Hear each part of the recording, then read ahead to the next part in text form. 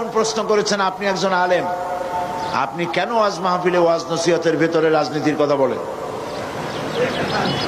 ভালো কথাই বলছেন।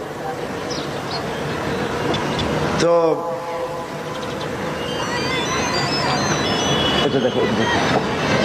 বিষয়টা হচ্ছে,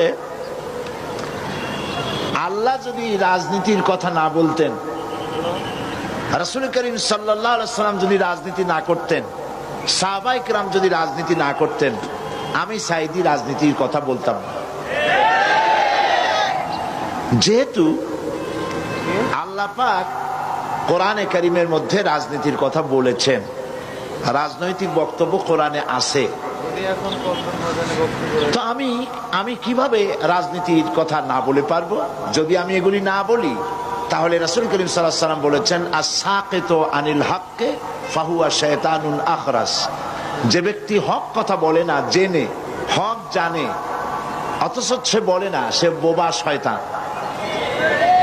কাজেই যারা কোরআন হাদিস জানার পরেও কোরআন হাদিসের অর্থনীতি, রাজনীতি সম্পর্কে জনগণকে অবহিত করে না, রাসূল যে কথা বলেছেন সে তো বোবা শয়তান হয়ে যাবে। তো আল্লাহ পাকের রাসূল রাজনীতি করেছেন, রাষ্ট্রপ্রধান ছিলেন।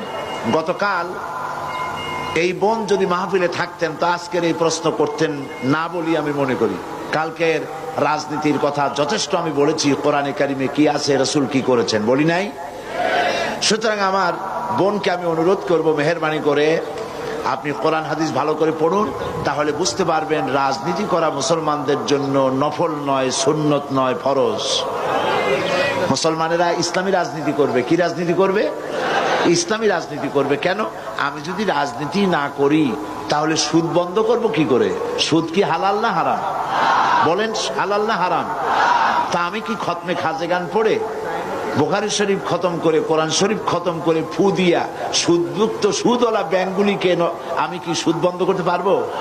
বাংলাদেশের সমস্ত আলেমরা যদি পানি পড়িয়া সেই পানি সুদের ব্যাংকে ঢালে দেয়, তাতে কি সুদ বন্ধ হবে? তাবলিগি জামাতের লোকেরা টঙ্গি বসে লক্ষ লক্ষ মানুষ সুদের বিরুদ্ধে কানতে কানতে সব যদি বেহুশ হয়ে যায়, তাতে কি সুদ বন্ধ হবে? সুদ বন্ধ হবে কিসে? পার্লামেন্টে আইন পাস করতে হবে। পার্লামেন্টে কি করতে হবে?